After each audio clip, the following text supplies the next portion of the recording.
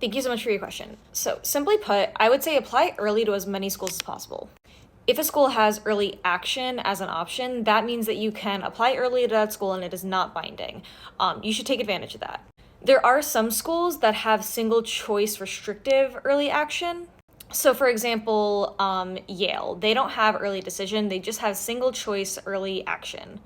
That's essentially their way of seeing, like, are they your top Ivy? Or at least your top private school, because you can still apply early to non-private schools. So like a state school, you can apply early to a state school if you're applying early to Yale. Now, what is early decision then? Let's say Brown University is your top choice. Brown University doesn't have early action. They only have early decision. That is a binding choice. So you apply early and you hear back early, but you're not allowed to change your mind later. That is the school you have to go to if you're accepted. So understandably, early decision does boost your chances of admission by quite a lot. So for example, for the 2028 class that was applying to Brown University, anyone who applied early decision had a 14.4% chance of admission that cycle. Brown's overall acceptance rate is around 5%. And I just double checked, its acceptance rate for the 2027 application cycle for regular admission only was 3.9%. So you can see it makes a pretty big difference, right? And of course, that's because a lot of schools do want to protect their yield rates. But when you ask, as a junior, how many schools should you apply early for? The reason I say apply early to as many as you can is because you can't apply early to all of them. But the reason why applying early, even to your safety school, is important is that timing for the application cycle is so important. You should be looking into, which schools have specific scholarships that you can apply for. Typically, those scholarships are due early. But if you don't know that, and if you haven't applied and you haven't really taken the initiative to look into the school, then you've missed out.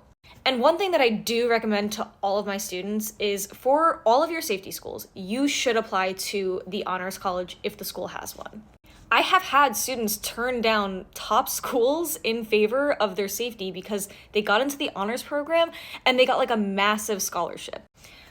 The biggest piece of advice I think I could give you for trying to navigate your own timeline would be to create your preliminary college list. So that should include, reach schools, target schools, and your safety schools. And throw in some wildcards. I recommend that for every student. What I mean by wildcard is Harvard's not a reach school for anybody. It is a wildcard. The perfect applicant could get rejected from Harvard. And I would do as much research about every single school as possible.